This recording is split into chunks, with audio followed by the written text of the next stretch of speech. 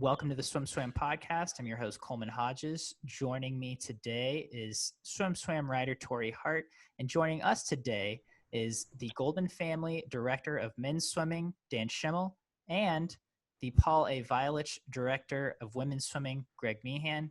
Greg and Dan, how are you guys doing today? Peachy. We're doing great, Coleman. Tori, thanks for having us on.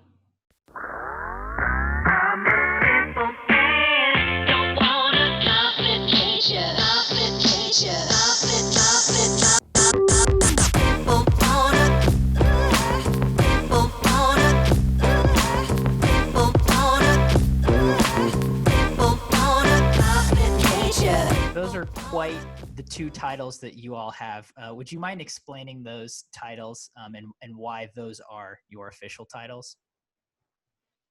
Yeah, go ahead. Have at it, Dan.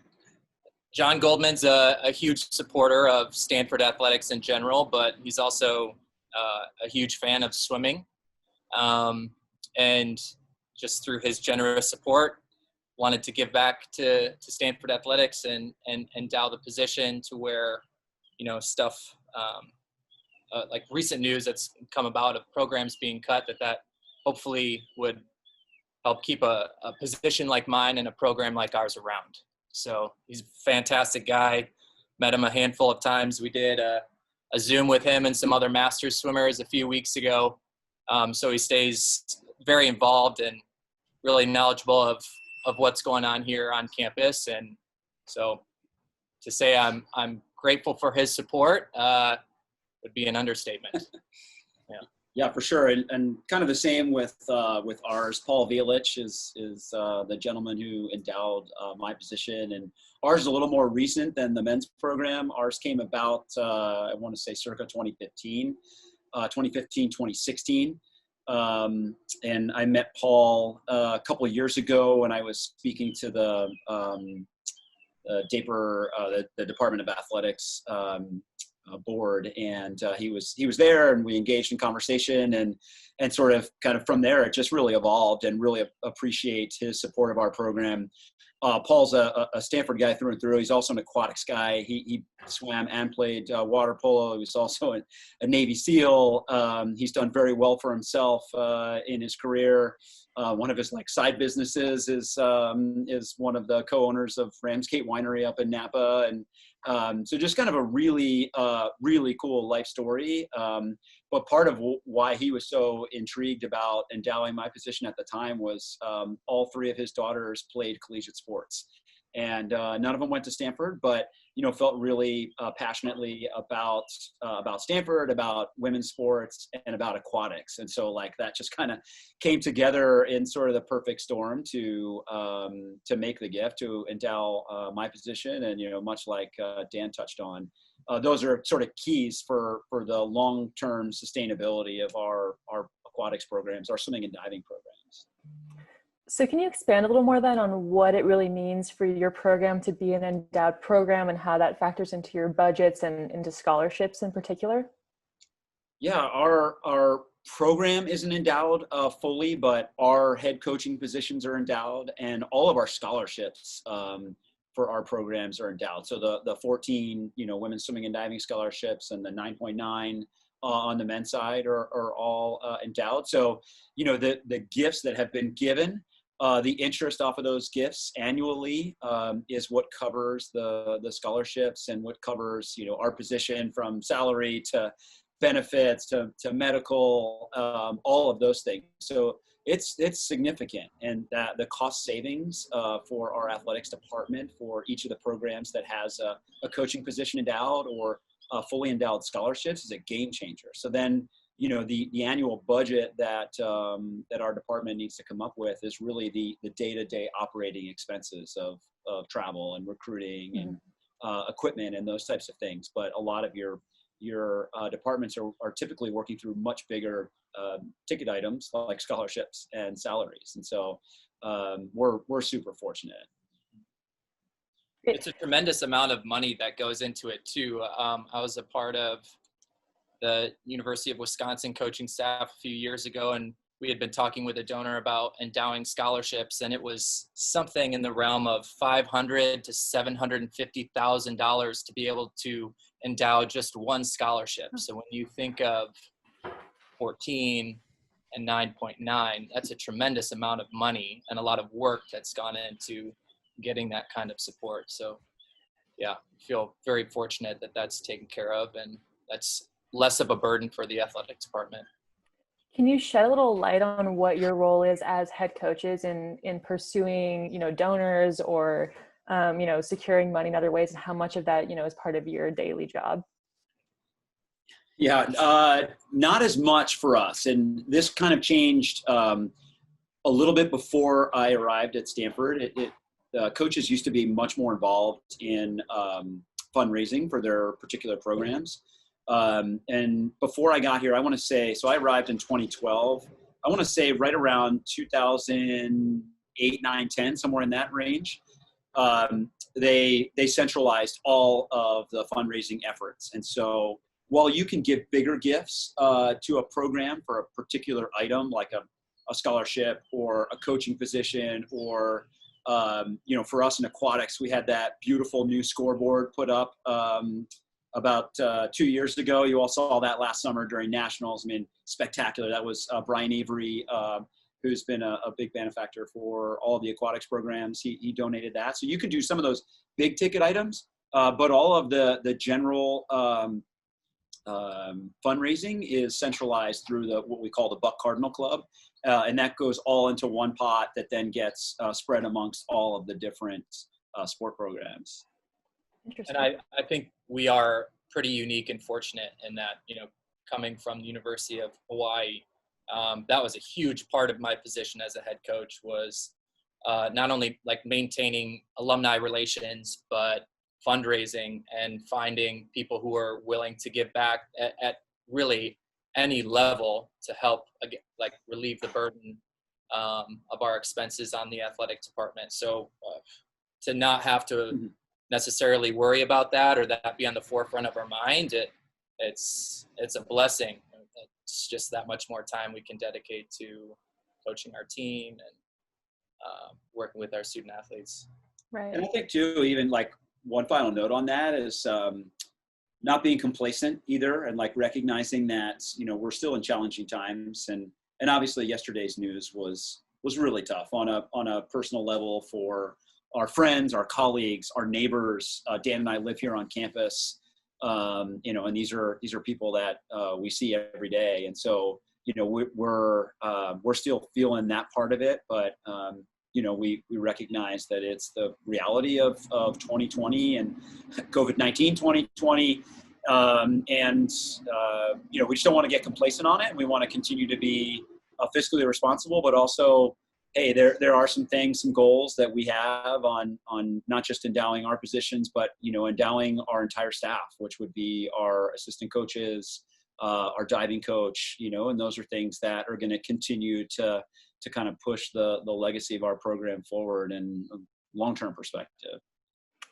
Do you have any tips or suggestions for sort of a roadmap for other teams who might be looking to get those positions endowed? Like anything that coaches can do to kind of jumpstart that process?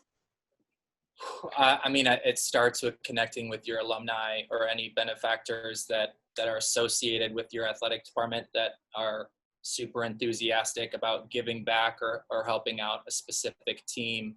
For us in the world of swimming, we're fortunate enough that a lot of people continue swimming after their collegiate careers. So even reaching out to local master swimmers, swimming has a huge reach throughout the world. So I think there are plenty of opportunities where people are willing to give back and help out anybody in need.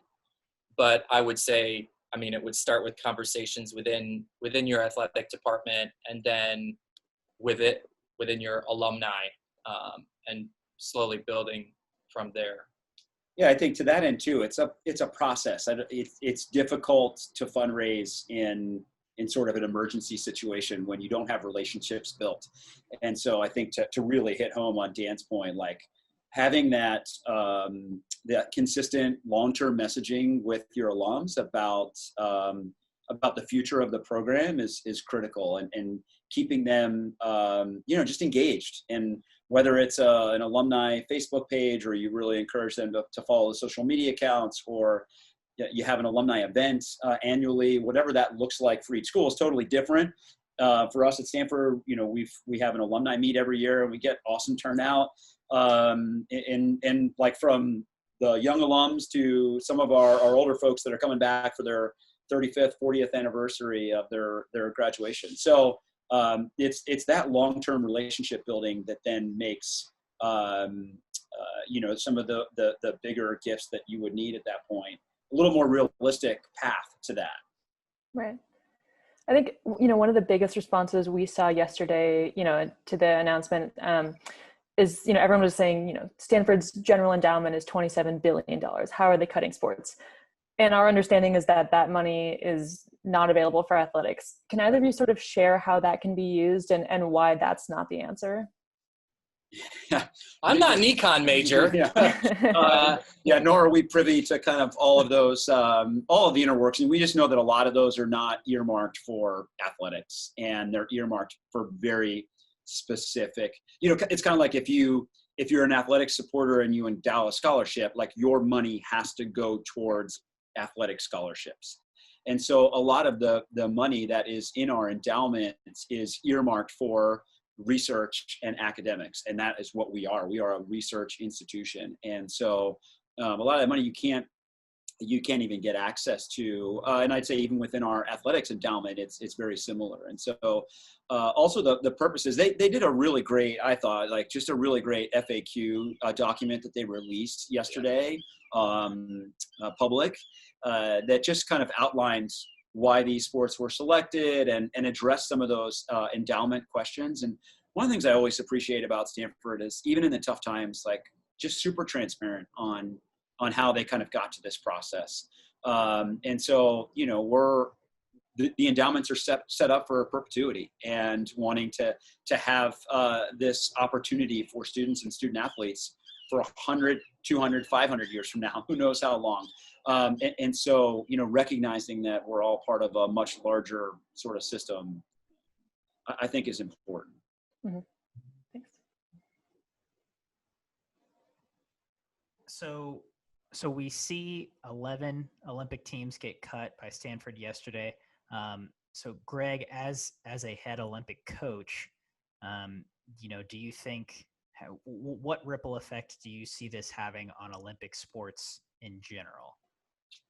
Yeah, I think there's definitely an impact, for sure. I think about my neighbor is the wrestling coach, and it's like just brutal for him. And I think about, the fact that there aren't many wrestling programs across the country at the collegiate level, and the potential long-term impact on Team USA wrestling. Or I think about, our men's volleyball team getting cut, and in a sport that's maybe, I think, has fewer than 40 teams at the NCAA level, when those opportunities start to reduce, you're potentially impacting the number of kids that are getting involved in the sport at 12, 13, 14, 15 years old, and what's then the long-term impact on Team USA. And I absolutely think about that from a swimming perspective. We are not immune to that. Fortunately, our top programs are maybe in a little more stable footing, because so many of the universities across the country still sponsor, certainly women's swimming and diving, but even on the men's side, there's still really strong representation, and hoping that continues to grow. I think about a little bit like with COVID-19, just how that may impact kind of long-term Team USA. Just if we go through a stretch where, we're not in the water consistently for our 8 to 12, 13-year-olds, where like some things need to kind of happen in the sport with their aerobic development and just sort of their progression. Like, what is the impact, 10, 12 years from now on this time period, if it really extends long-term? If it's short-term, we'll be fine. But, those are the things that I think about as my role with USA Swimming and the Olympics. And it's just really tough times. So you hit a lot of points that I wanted to bring up. You talk about the younger generation. We have seen swim teams getting cut. I think we just announced Dartmouth is cutting their men's and women's swimming and diving, which, certainly not the first, again, since the COVID-19 shutdown. So it seems like, your programs are pretty safe. The Stanford men and women's swimming and diving is going to be around for a while. Is there anything that you guys have been doing, and not only at the collegiate level? Greg, I know you're involved with Alto Swim Club as well. Again, at the younger generation, is there anything you guys are doing to make sure that moving forward, again, there is still that participation? We are still growing as a sport instead of withering via these teams getting cut. Yeah, I mean, in the short term, no, I think there's a lot of conversations that are happening. I applaud our club coaches here, because our youngest, our 13-year-old James, he's on the Alto team. He still doesn't have access to water because, unfortunately, the team uses Stanford's pool and a lot of the high school and middle school pools in the area, and those haven't opened to club groups yet. So while our athletes are back in Avery, like our club kids aren't back in yet. So, for James, he's been swimming just at a rec swim thing for, 45 minutes, a couple days a week, but not from a team perspective. But the coaches have really worked hard to keep the kids engaged. And whether it's through, watching technique videos, to nutrition talks, to doing team dry land over Zoom, to just talking about life skills. I mean, I applaud them too. Like, they just do a really good job of teaching life skills. And as a parent, I'm so appreciative of the kind of the deeper conversations that they're having, even for a 13-year-old. So, I think they're doing what they can right now, and hoping that things get better, so we don't have to have this conversation 6 months from now on, like, a little bit more of, okay, we're in a much tougher spot. We've been on deck now with some of our athletes for the past 3 or 4 weeks, and one of the best parts about just being back on deck was seeing their excitement of being back with their teammates and just having the ability to swim. And I would venture to guess that the majority of the swimming community is kind of in that same mindset. They're just itching to get back to the pool. So you got to hope that everyone is ready to jump, like, full steam ahead, and fully commit back to being into the sport. And I would think it's going to help just build up the excitement, especially now too with the Olympics being postponed for a year. I think more people are just going to be excited to be back on deck and have the ability to swim. On the college side, for those teams, how are you handling sort of the uncertainty of not knowing when winter sports will be allowed to start, and not knowing when your team will be back together, or if you'll be on campus, and potentially not having any answers on that for a month or two? It's a great question. And to what Greg had brought up earlier, thankfully here at Stanford, they've been very, very transparent throughout this entire process. And unfortunately, a lot of the updates that we've gotten there are no updates. We're still figuring it out. So that's kind of been our message, is just to reiterate that we have some of the best and brightest minds here on campus helping us, like, bring everybody back when it's safe, and when the time is right, and just kind of focus on the things outside of their ability to be able to swim, stay connected with one another. If they have the ability to be in the pool. But yeah, just trying to keep their minds at ease and be as optimistic as possible.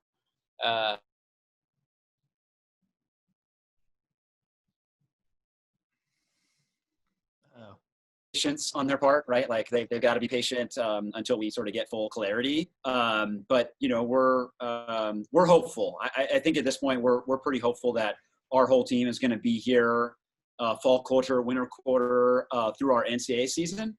Spring quarter may be a different story, quite frankly. But hopefully that's at a time where things have improved. Fingers crossed. But for right now, we're hopeful on just, like, hey, it's everyone's going to be here in mean, it's already middle of July, coming up on middle of July. So, you know, in about 6-7 weeks. So that's our plan. That's our hope. And I think we've talked to our athletes just about like, you know, there's only so much that you can control, and so much of this is not within your control. And so do what you can every day. Like, make yourself better. Don't stress over things that, you know, you don't have any control over.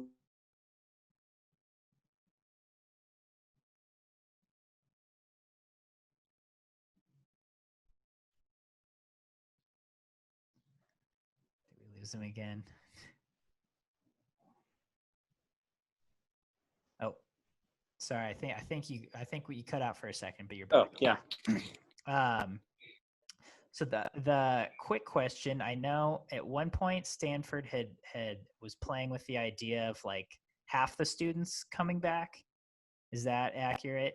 Or like one quarter at a time? Would that, if that's still the case, would that affect, you know, your teams at all?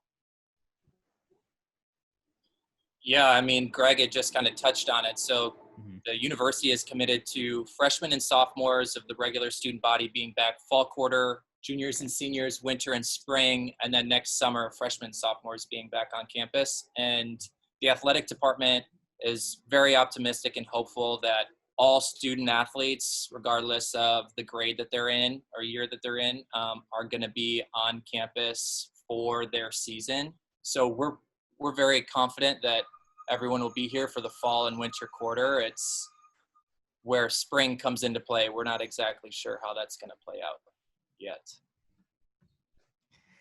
Gotcha. So maybe on a lighter note, you know, you guys have been back in the water. How have things been finally being able to swim again? Awesome. Yeah, so nice.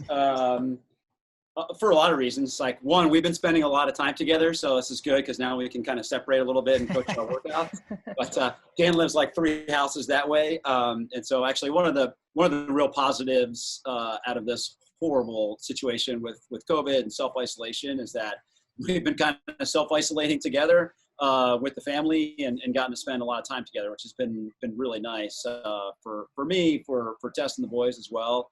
But being back on the pool deck has just been a game changer. You've been to our facility. It's one of the nicest facilities in the world.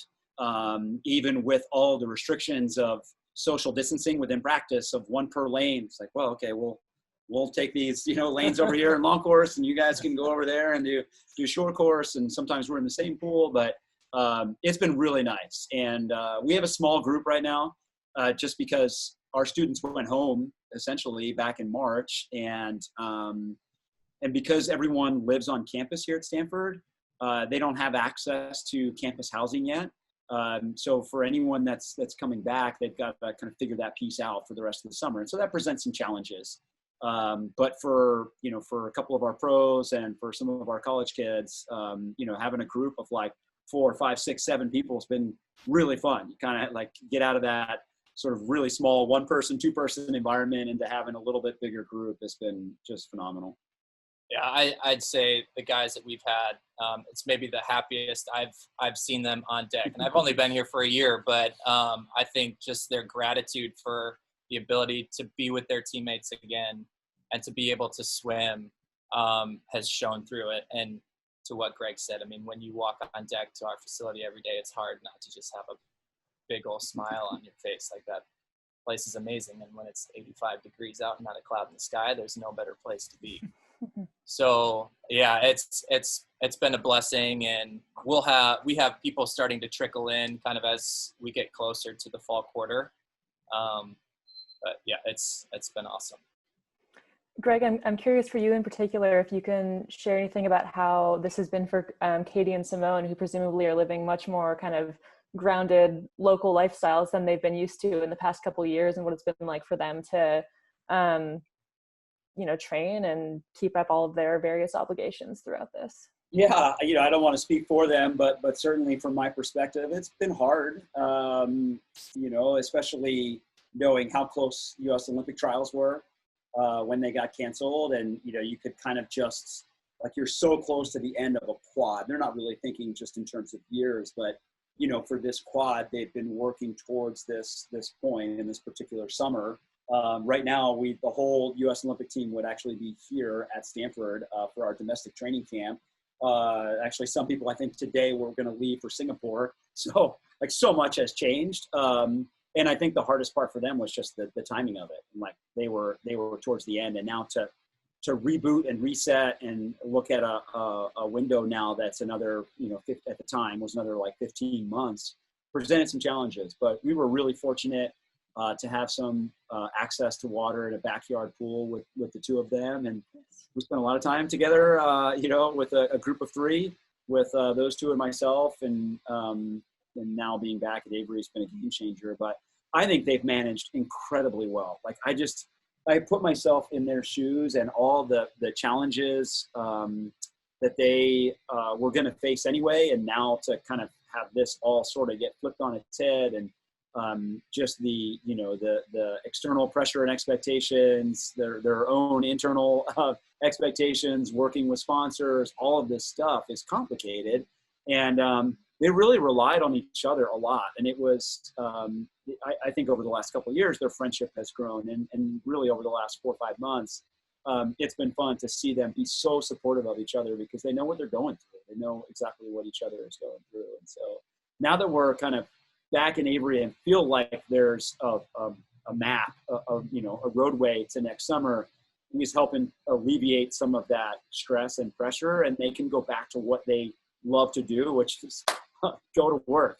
I mean, I've never met two people that love to train so hard in my life. And so they're back in their element now and really like engaging in that. And that's been fun for them, and certainly fun for Tracy and I as well.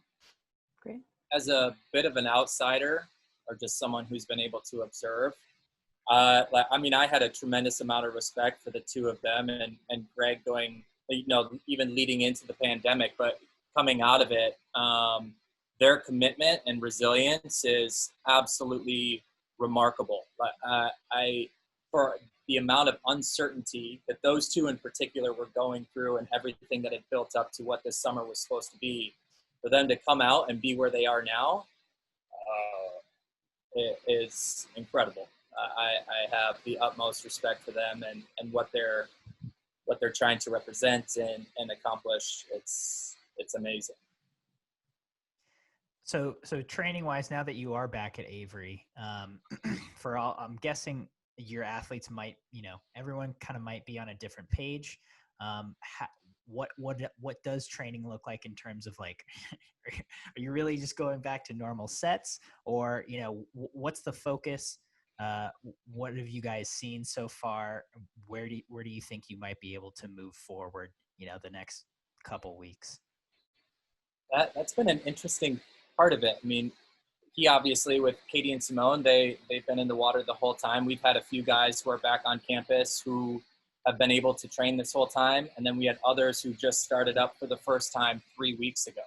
Mm-hmm. So we're taking a very lighthearted approach to it, as not even knowing really what the college season is going to look like quite yet. There's no real rush to get into like normal training. I would say it's been pretty general, again, lighthearted, fun, trying to keep everybody on the same page. So it's kind of hard to do that at times, but for sure. Yeah. I mean, you have people that literally went three full months without touching the water, just because they didn't have access. And then you have some that, kind of dabbled, and then others that were going full. And so we're sort of in this little bit of a nebulous place, and also recognizing that we have some that like can go all in, both physically and from a coaching perspective. We're allowed to do that. And then you've got some that are, falling under the voluntary umbrella, and like how to help build them back up into, a good place that, once restrictions ease and kind of get going full time. So yeah, it's been tricky, but it's like, these are awesome problems to have to work through and to solve. Cause like, this is why we get out of bed every day, is to get over there and work with these young people. So I was talking to Tyler Fenwick yesterday, associate head coach at Virginia, and he was saying, we were talking about the idea. I think at the time the Ivy League had kind of pulled out in some form, and we were talking about the idea of if this coming NCAA season was similar to last year, where you're pretty much limited to conference competition, where this past season we saw all the conference championships happen, and then NCAAs were canceled. Just kind of throwing it out there. What would you guys make if that was the case and we were limited to conference competition this year? Do you think that because in a regular season, a conference championship is a very different feel from an NCAA's, and it, depending on the team, that could be the pinnacle of the season, or that could be barely more than the dual meet. So what would you guys, how would that kind of reverse what little of a plan you might have now, if it did end up being kind of conference only this coming season? From a dual meet perspective, like our two programs really only race Pac-12 schools, so I don't know if that would change a whole lot. But obviously, the focus for the end of the meet, with that being Pac-12s, that would change things. Yeah. Yeah. I mean, we've been fortunate. I love being a part of the Pac-12. I'm going to be honest. I mean, I've been in the Pac-12 conference for a long time, between 4 years at UCLA, 4 years over in Berkeley, and now 8 years at Stanford. I am very appreciative of how the Pac-12 has approached its championships. It's a big enough deal, but there's always that next thing where you can emotionally go to that next level for the NCAA championships. And so if that gets taken away, and we know that Pac-12 is the last meet that we're going to have collegiately, we're going to gear up for that. Whatever it is, we've always sort of prioritized the last meet. And if the last meet is typically NCAA, so that's going to be our priority. And you've seen our Pac-12 results over the years. Sometimes we're good, sometimes we're not good, but generally by the time NCAA rolls around, we're firing on all cylinders. So if that's not an event this year, and the Pac-12 championships, the last thing we have, one, we're going to be grateful because at least that means we're racing in February, and two, we'll just work backwards from there to let the emotional momentum build to be as good as we can be in that realm. And fortunate to be part of a great conference where there's really good competition. All right, we're down to about 5 minutes. You guys have any closing thoughts? We've covered swimming possibilities. We've covered financial possibilities.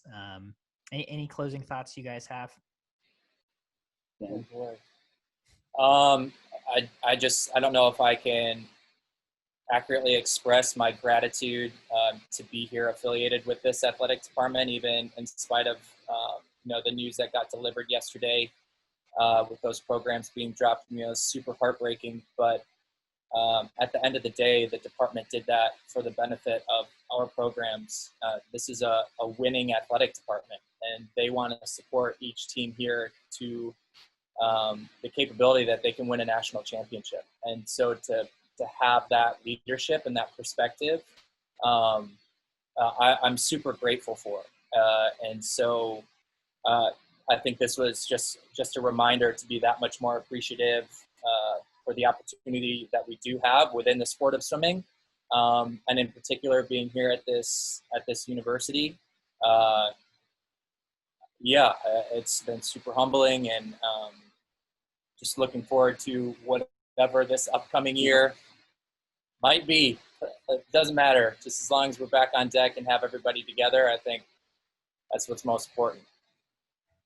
Yeah, perfectly said. I think the last part that you finished with too, the connection piece.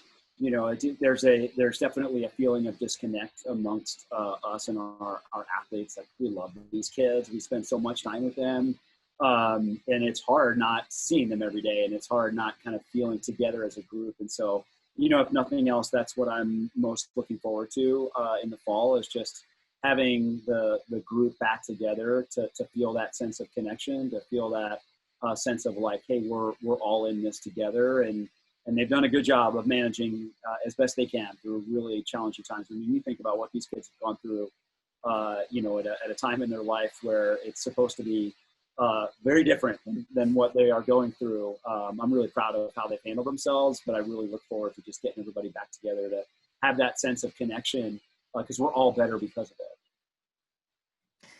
Well, Greg, Dan, thank you so much for your time. I really appreciate you guys coming on and sharing your wisdoms with us, and hopefully we'll see you on a pool deck in the near future.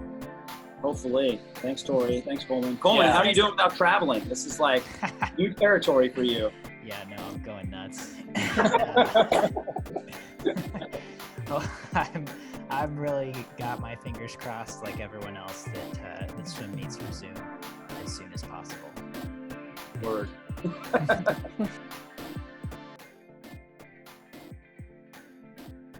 You've been listening to the SwimSwam podcast. Stay tuned for new episodes every week. You can take SwimSwam podcast on the go by subscribing on your favorite podcast platform. Look for links in the description below, and be sure to subscribe to our YouTube channel for more videos as well.